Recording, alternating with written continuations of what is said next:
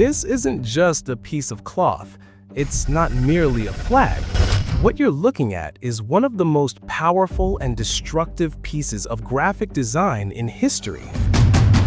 It wasn't born from a single simple idea, but was meticulously engineered, every color, every line, every angle to serve as a weapon. It was a banner designed to unite people not through shared hope, but through shared hatred.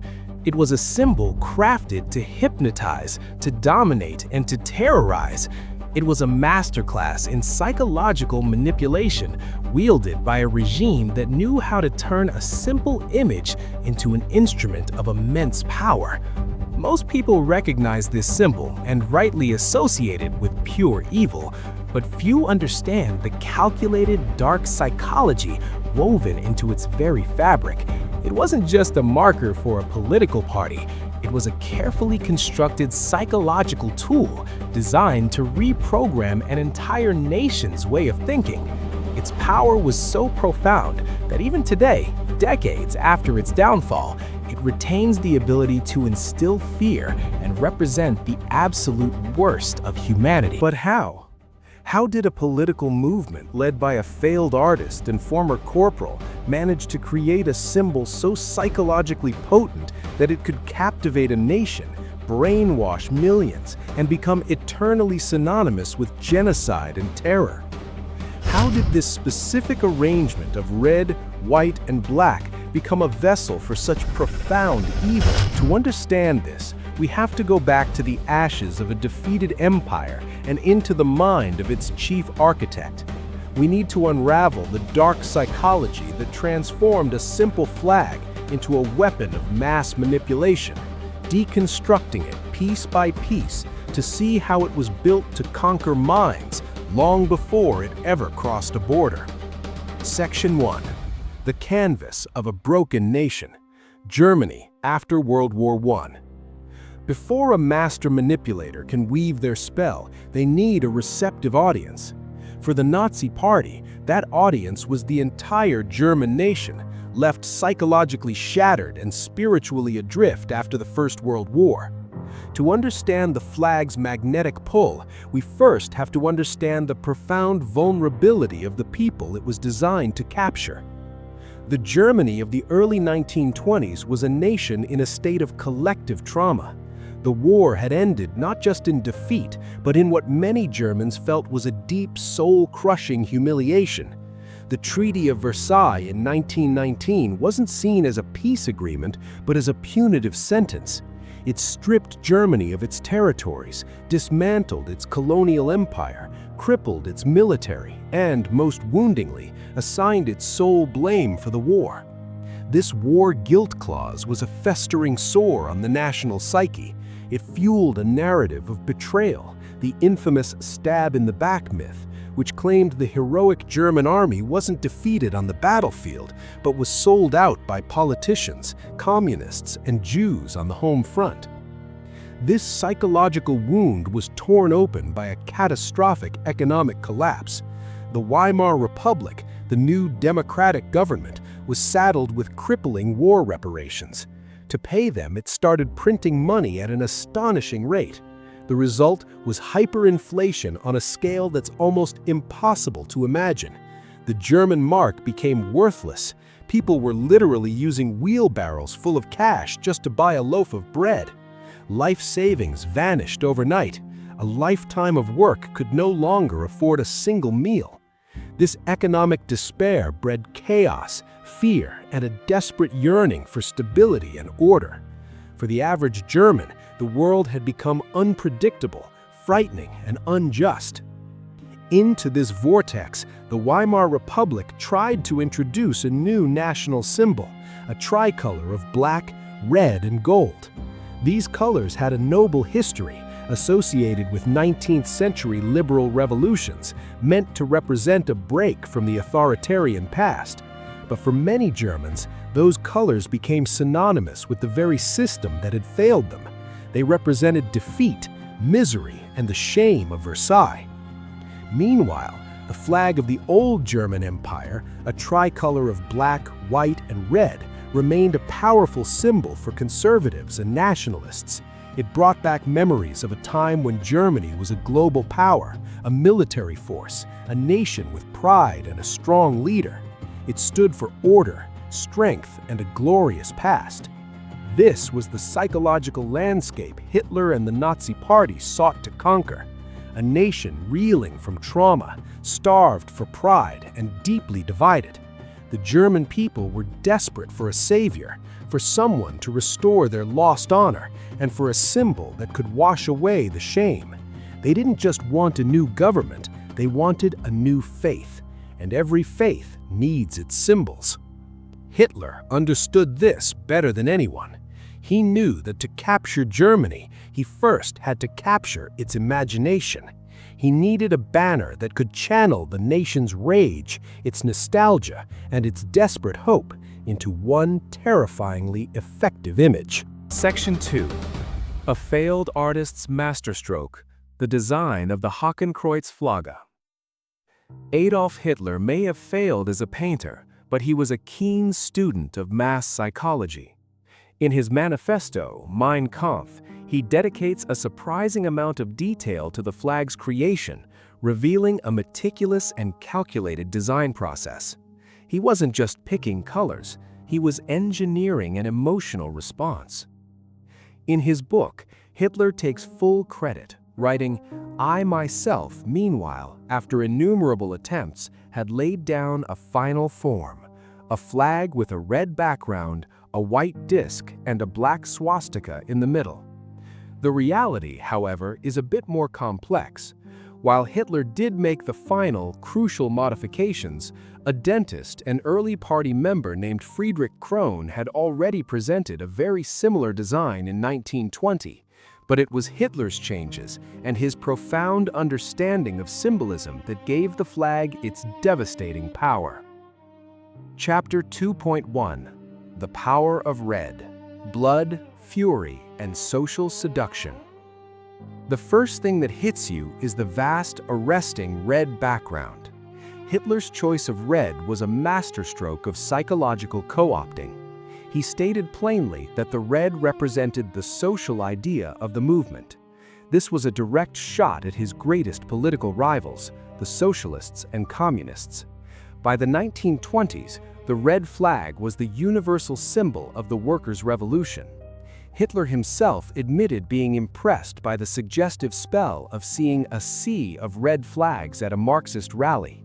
He knew its power. Red is a primal color. It's the color of blood, fire, and intense emotion. It screams energy, passion, and danger. Physiologically, it's even known to increase heart rate and blood pressure. It's a color that demands your attention. By flooding his own flag with this potent color, Hitler was engaging in brilliant psychological warfare. He was visually competing with the communists on their own turf, suggesting that the Nazi movement was the true socialist revolution, one rooted in national identity, not international class struggle.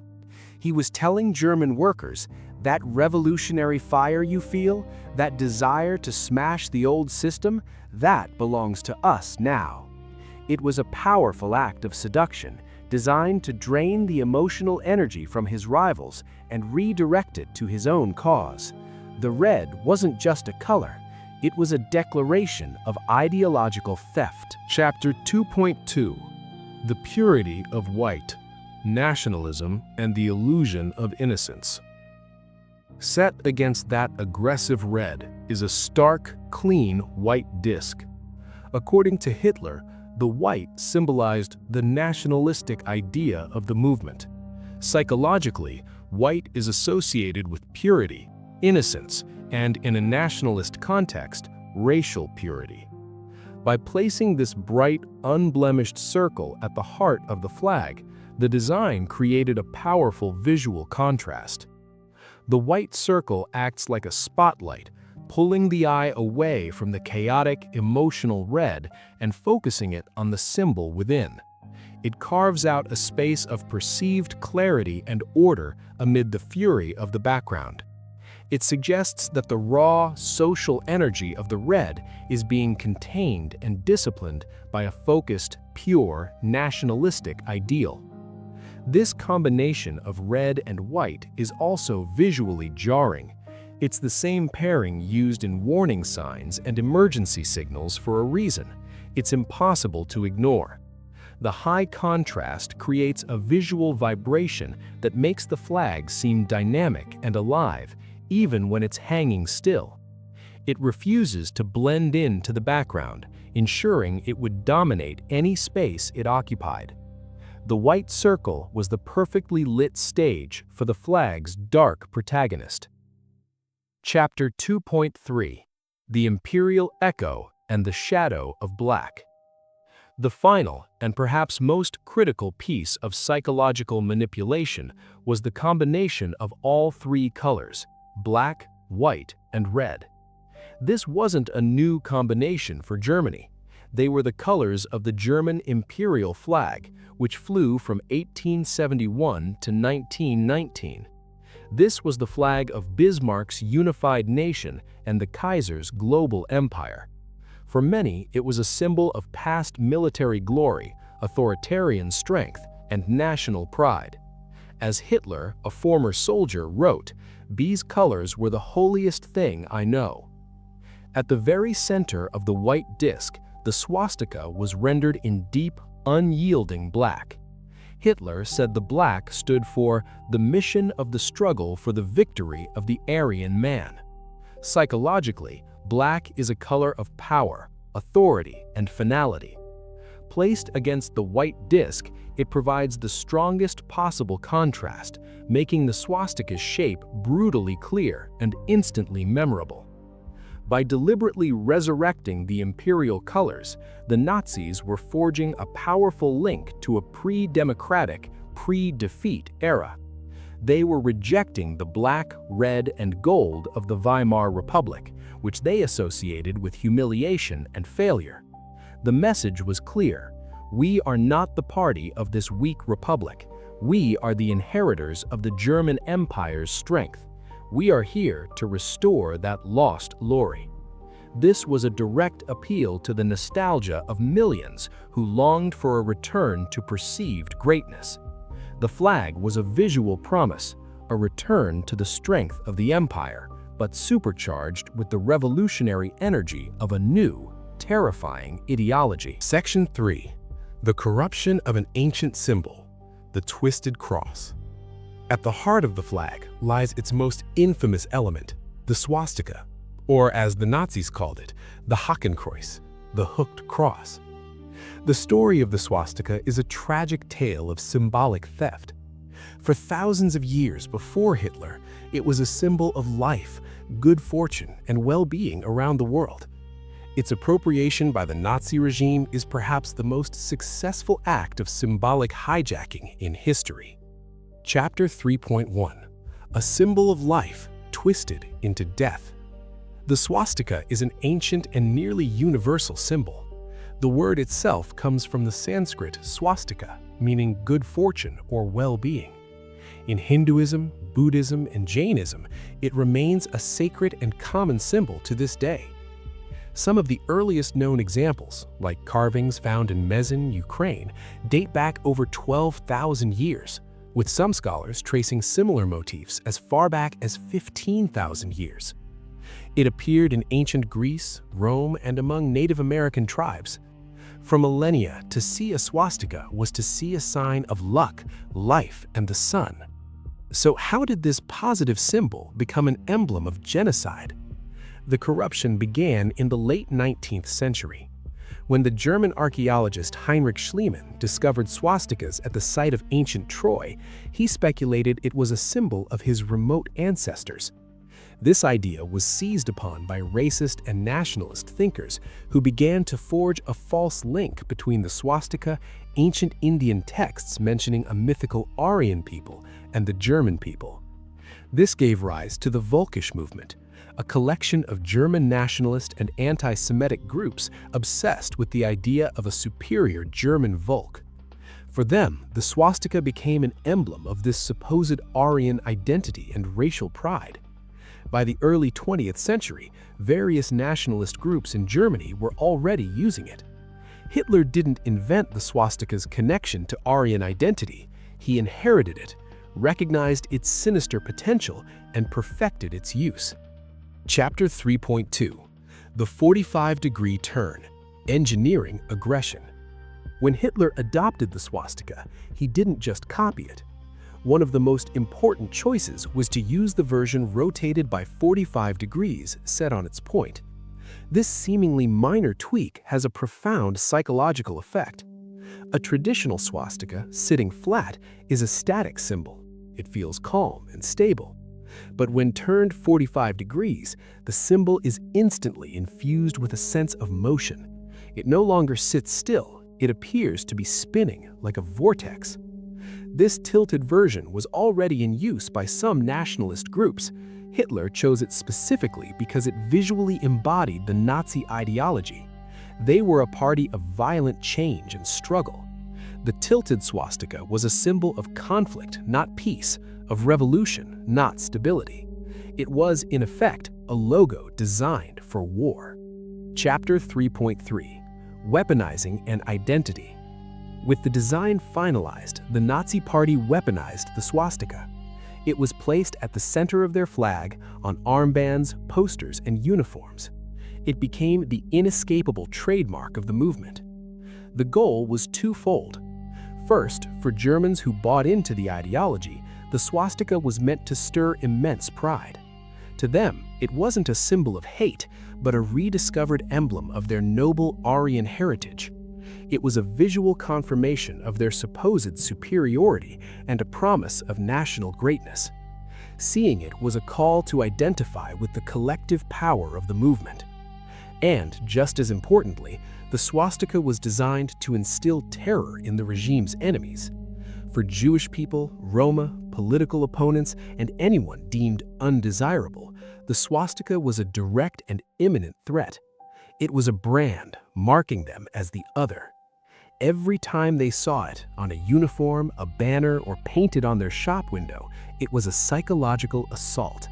It was a constant, terrifying reminder that they were living under a regime that targeted them for persecution and eventually extermination. Through this dual strategy, the Nazis completed the corruption of the swastika, draining it of its ancient positive meaning and refilling it with their own poison. Section 4: The Architecture of Brainwashing: Propaganda in Action. A symbol, no matter how well designed, is useless without a system to amplify its message. The Nazi flag was the visual centerpiece of the most sophisticated propaganda machine the world had ever seen, masterminded by Joseph Goebbels. The regime didn't just fly the flag, they created an entire universe of ritual and spectacle around it, turning its display into a form of mass hypnosis. The flag wasn't just shown, it was performed. Chapter 4.1: The Nuremberg Spectacle: Drowning the Individual in the Mass. The most potent displays of the flag's power were the annual Nuremberg rallies. These weren't political conventions, they were quasi-religious spectacles on a Wagnerian scale, choreographed to overwhelm the senses and erase individual identity. The events themselves were staged as propaganda films, famously captured by director Leni Riefenstahl. Imagine tens of thousands of people in a massive stadium. As night falls, Albert Speer's Cathedral of Light ignites, 150 anti-aircraft searchlights pointed skyward, creating walls of light that make the space feel like a sacred temple. Into this arena marched thousands of soldiers in perfect formation, each carrying a torch and a swastika flag. The sheer scale is breathtaking. The air is filled with military bands, rhythmic drumming, and the roar of the crowd. And everywhere there are flags, thousands of them. They hang from massive pylons, form a sea of red, white, and black, and engulf the entire space. You are meant to feel small and anonymous. In this environment, critical thought dissolves. The hypnotic repetition of marching feet chanting slogans, and the endless forest of flags induces a state of ecstatic intoxication, of delirious belonging. When Hitler finally appeared, filmed from low angles to seem godlike, the frenzy would peak. You were no longer an individual, you were part of a single, powerful organism. This was the goal, to short-circuit reason and trigger a purely emotional, tribal response of loyalty and submission. The flag was the visual anchor for this mass psychosis. Chapter 4.2: Constant repetition, total saturation. Outside the grand rallies, the regime used a more insidious technique: total, inescapable saturation. The swastika flag was everywhere. It flew from every government building, school, and factory. It was on armbands, uniforms, postage stamps, and children's toys. This constant repetition served a crucial purpose, explained by the illusory truth effect. The more you see something, the more you believe it. The omnipotence of the flag normalized the Nazi ideology. It made the regime seem permanent and inevitable. Seeing the flag every single day in every part of life created a sense of normalcy around a radical and violent ideology. It was a form of passive brainwashing. The party's symbol was now the unavoidable wallpaper of your world. This was reinforced by mandatory rituals like the Heil Hitler salute, often directed at a flag. Slogans like "One People, One Reich, One Führer" were chanted at events where the flag was the central icon. These rituals created a system of enforced conformity. To not salute or display the flag was to mark yourself as an enemy of the state. The flag became a tool for social control, forcing public displays of loyalty and creating a climate of fear where even private dissent felt dangerous. The methods used to embed this symbolism into society were as complex as they were sinister. If you are finding this deconstruction of psychological manipulation fascinating, consider subscribing to our channel for more deep dives into the hidden forces that have shaped our world. Chapter 4.3: The Psychology of Association and Dehumanization. The Nazi propaganda machine rarely used the flag in isolation. Its power was amplified by pairing it with other images. To build positive associations, the flag was constantly shown alongside images of pride and strength. Propaganda posters would feature a smiling Aryan family under the protective gaze of the swastika. Newsreels showed powerful German tanks and planes, all emblazoned with the symbol, linking it to military might. The flag was paired with images of heroic soldiers and industrious workers, creating a subconscious link between the swastika and everything the regime wanted people to value: strength, order, and national revival. Even more insidiously, the flag was used for dehumanization. In anti-Semitic propaganda, the swastika was the symbol of the pure German, set against grotesque caricatures of Jewish people. Posters and children's books depicted Jews as spiders or rats, often with a swastika-wielding figure ready to exterminate them. The film The Eternal Jew framed itself as a documentary, using the authority of the Nazi state, symbolized by the ever-present flag, to present Jewish people as a diseased and corrupting influence. By placing the flag, a symbol of national pride, next to these dehumanizing images, the propaganda desensitized the public to violence. It created a moral framework where attacking this threat was not only acceptable, but a patriotic duty, done under the banner of the nation. The flag became a visual seal of approval for acts of unimaginable cruelty, lending the regime's authority to the process of stripping people of their humanity. Section 5: The Lasting Scar, the flag's legacy of trauma. The psychological impact of the Nazi flag didn't end in 1945. For those who lived under its shadow and for the generations that followed, it left a deep and polarizing scar. For many Germans in the 1930s who felt humiliated after World War I, the flag was initially a symbol of hope. It represented a promise of economic recovery, a rejection of the Versailles Treaty, and a return to national strength.